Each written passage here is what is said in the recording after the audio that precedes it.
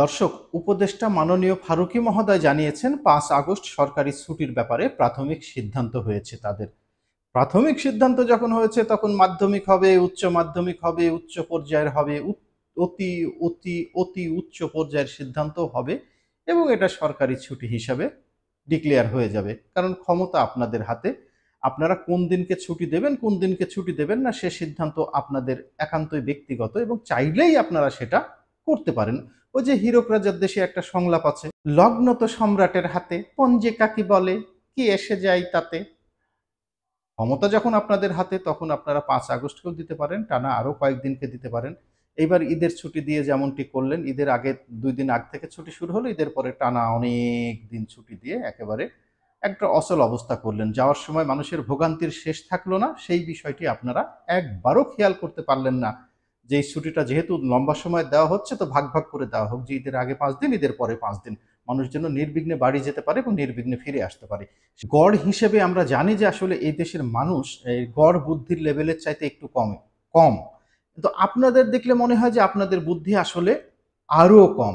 কোনো একজন বলেছিলেন যে তিনারা খুব সূক্ষ্ম বুদ্ধির মানুষ, বুদ্ধি এতটাই সূক্ষ্ম যে নেই বললেই চলে। তামাশা দেখলে মাঝে মাঝে মনে হয় যে আপনাদের মাথায় ঘিলু বুদ্ধি কোনো কিছুই নেই। আপনারা বৈষম্য বিরোধিতার কথা বলেছিলেন, বৈষম্য বিরোধিতার কথা বলে আবার একই কাজ করলেন। পরিণতিটা কি আওয়ামী লীগের কি হয়েছে আপনারা দেখেন নাই? আওয়ামী লীগের চাটুকাররা, আওয়ামী লীগের লেসপেন্সাররা, স্তাবকরা স্তাবকতা করতে করতে করতে করতে যা ইচ্ছা দেশে তাই করে ফেলেছিল।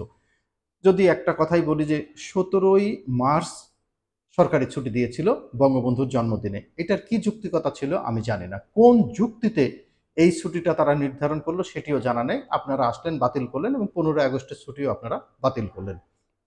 এরপরে কি হবে? এরপর যারা আসবে তারা কি আপনার এই ছুটি রেখে দিবে? আপনার কি সেটা মনে হয়? আগের লোক যা করেছে আপনারাও তাই করছেন। আমরা তো ভেবেছিলাম যে আপনাদের নতুন মাথা, নতুন বুদ্ধি, সতেজ প্রাণ, আপনারা অন্যের থেকে আলাদা করবেন। নতুন কিছু ভাবনার আইডিয়াই কি আপনাদের মাথাতে নেই? গতানুগতিক আরেকজন যা করে গেছে আপনিও তাই করেন, আরেকজন ব্যাগ টেনেছে আপনিও ব্যাগ টেনে যাচ্ছেন। এই জায়গাটিতে কোনরূপ কোনো পরিবর্তন আনার কোনো চিন্তা বা কোনো মেধা আপনাদের কি ন্যূনতম মাত্রাতেও নেই? আপনাদের দেখলে তো এখন সেটাই মনে হচ্ছে। আমরা যা ভেবেছিলাম আসলে আপনাদের মাথাতে সেগুলো নেই। হ্যাঁ, আপনাদের যে একেবারেই অবজ্ঞা করা যাবে তা কিন্তু না। আপনাদের দম আছে, বয়স কম, গায়ে রক্ত বেশি, সুঠাম দেহ, তাজা প্রাণ। আপনারা খুব দ্রুত গতিতে এগুতে পারেন। যেমন ধরেন শেখ হাসিনার সময় তার পিয়নের ৪০০ কোটি টাকা ইনকাম করতে সময় লেগেছিল ১৬ বছর। পক্ষান্তরে আপনাদের এই যে গাজী সালাউদ্দিন তানভীরের ৪০০ কোটি টাকা ইনকাম করতে মাত্র কয়েক মাস সময় লেগেছে। আবার বিভিন্ন উপদেষ্টার পিএসদের ৩১১ কোটি, ১৫০ কোটি ইত্যাদি ইত্যাদি কোটি কোটি টাকা, এইগুলো করতে খুবই কম সময় লাগছে। বয়স কম, খুব জোরে আপনারা এই জায়গায় এগুতে পারছেন। অন্য কোথাও কোনো এগুনোর বিষয় দেখি না। শুধু মাঝে মাঝে লম্পঝম্প দেখি এবং মব তৈরি করতে দেখি। নবাব সিরাজদৌল্লা নাটকে একটা সংলাপ আছে, নবাবের নেমকে ধক আছে জানি, কাজের উৎসাহ দেখি না। আপনাদের মাঝে মাঝে কথা শুনলে মনে হয় যে নেমকে ধক আছে, কিন্তু কাজের বেলায় কাজের কাজ কিছুই কিন্তু আমরা এখানে দেখতে পাই না। তো এই ধরনের জিনিসগুলো আপনারা ছাড়েন। অন্যেরা কোথায় কি করেছে সেই ধারাবাহিকতা রক্ষা করে তাদেরটা বাতিল করে আপনাদেরটা আবার নতুন করে ওই একই রকমের জিনিস করলে কি হবে? কালকে এসে ওইটা বাতিল হবে, আগেরটা আবার চালু হবে।